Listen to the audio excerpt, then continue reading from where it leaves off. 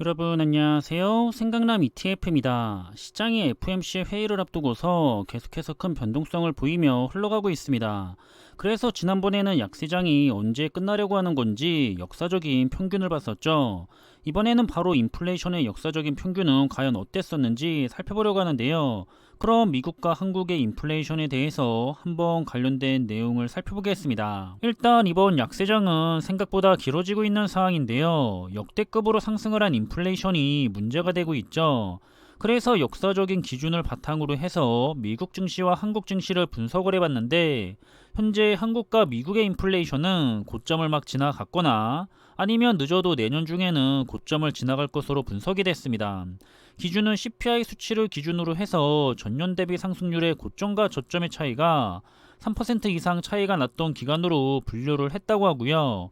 그래서 미국은 1915년 이후부터 지금까지 총 15번의 인플레이션이 있었고, 반면에 한국은 1966년 이후부터 지금까지 총 9번의 인플레이션을 겪었다고 합니다. 따라서 조금 더 자세하게 우선 미국의 증시를 먼저 살펴보자면, 미국의 인플레이션율의 상승기가 지속이 됐던 기간은 평균적으로 3.4년이라고 하고요.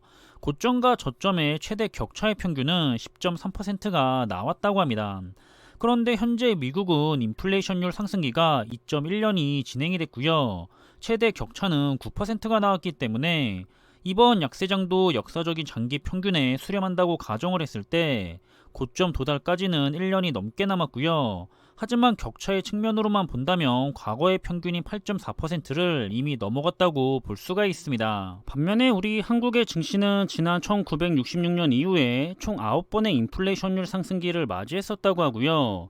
역사적인 평균으로 기간은 2.3년 동안 지속이 됐고, 저점과 고점의 격차의 평균은 11%가 나왔습니다. 그런데 현재 한국의 경우에는 인플레이션율의 상승기가 지난 2019년 9월에 시작을 해서 올해 7월까지 총 2.8년이 지속이 됐고요.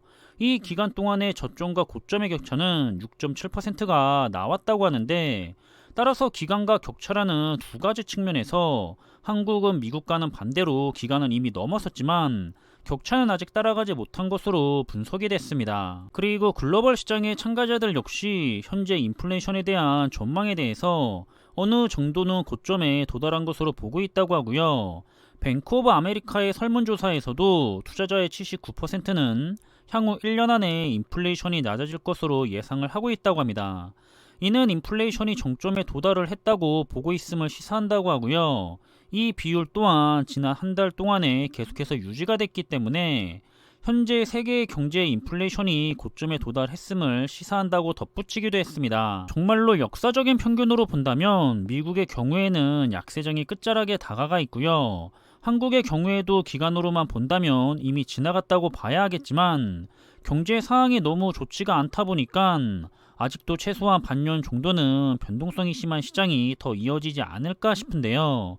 계속해서 변수가 되고 있는 러시아의 전쟁과 중국의 문제 또한 가장 먼저 해결이 됐으면 좋겠다는 생각이고요. 아무튼 중요한 것은 여러 가지 변수들이 나타나는 시장은 누구도 정확하게 예측을 할 수는 없기 때문에, 적어도 스스로가 장기 투자자라고 생각을 한다면 이런 약세장이 더 좋은 기회라는 것을 이해한 다음에 기간이 얼마가 되던지 상관하지 않고 꾸준하게 적리식 투자를 이어가면 좋을 것 같습니다. 우리가 좋은 투자 종목을 가지고서 투자를 하고 있다면 반드시 약세장이 끝이 났을 때 좋은 성과를 다시 돌려받을 거라고 생각을 하고 있고요. 마지막으로 오늘은 11월에 FOMC의 결과가 나오기 때문에 시장과 투자자들이 잔뜩 기대도 하고 반대로 긴장도 하고 있는 것 같습니다. 이왕이면 좋은 소식이 들려와서 시장이 좋은 방향으로 움직여 주기를 한번 기대해 보고 싶고요. 그럼 이번에 준비한 내용은 여기서 마무리하겠습니다. 저는 다음에 더 좋은 정보들을 가지고 다시 찾아뵙겠습니다. 감사합니다.